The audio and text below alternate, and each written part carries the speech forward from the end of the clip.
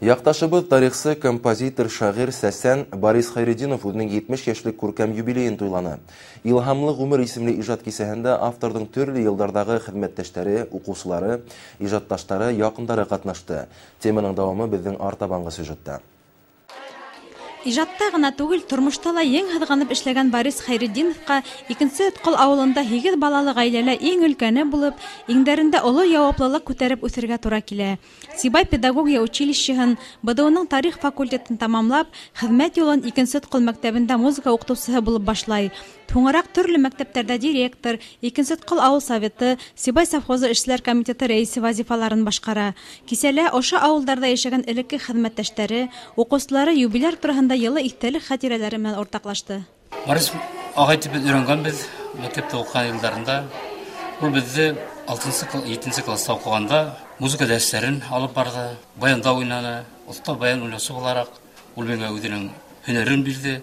Ижат кисәһендә 4-нче мәктәп уҡыусылары Инсаф Зәйнуллин һәм Лилиә Иҫәндәүләтова юбилярҙың «Мин Баймаҡтан» һәм мәктәп гимны шиғырҙарын һөйләп ишеттерҙе һәм автор уларға үҙенең махсус премияһын тапшырҙы. Әйткәндәй, 4-нче мәктәпкә арнап махсус рәүештә яҙылған гимн әлеге көндә лә һәр сара тантана алдынан яңғырай. Был гимн авторман мәктәптең бәйләнешен һаҡлаусы ептә. Борис Мөхәммәтов менән беҙ 99 йылда осрашҡанбыҙ 4-нче мәктәптә. Бергә уның менән 10 йылға яҡын бергә эшләнек. Ул беҙҙең бик шәп егеттәрҙең береһе булып торҙо. Талантлы.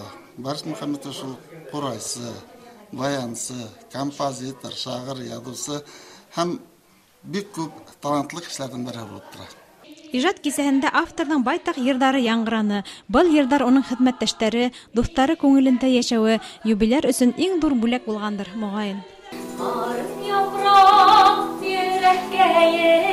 Arılarga alışkanlı elle minin üygen yerin başka menen kavuşkanlı.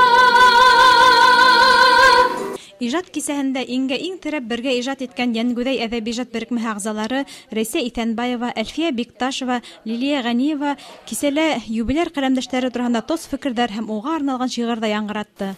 Һауаларҙы бөркөт имләгәндә ниндәй хозур, ниндәй матурлык, илең, ерең, телең өсөн янып, ерҙә йәшәү үҙе батырлык. Бәләкәйҙән баяғы яҙыу һыҙыуға ынтылдым инде. Бигерәк тә башҡорт, рус яҙыусыларының, шағирҙәренең китаптарын, шиғырҙарын алып уҡый торғайным. Бигерәк тә тарих мине ҡыҙыҡһындырҙы. Бер ваҡыт йәш саҡта «Ике бүре» тигән бер хикәйәне баҫтырып сығарғайным районкала. Кешеләр баяғы шылтыраталар инде. Молодец, әйбәт яҙған шунан һуң бер ат ҡанаттанғандай булды инде. Хәҙерге ваҡытта бына һуңғы сығарған китап беҙҙең Рәйсә Минхәтовна Ниғмәт эшмәбеҙ сөйләп, баяғы Ниғмәт ауылдары тарихы тигән китапты йәпләп ҡуйҙык.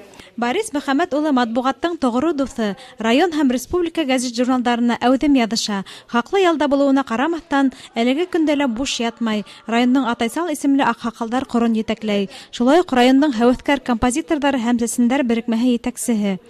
Айгөл Иҙелбаева, Хәйҙәр Көмөшбаев, Яңылыҡтар хеҙмәте.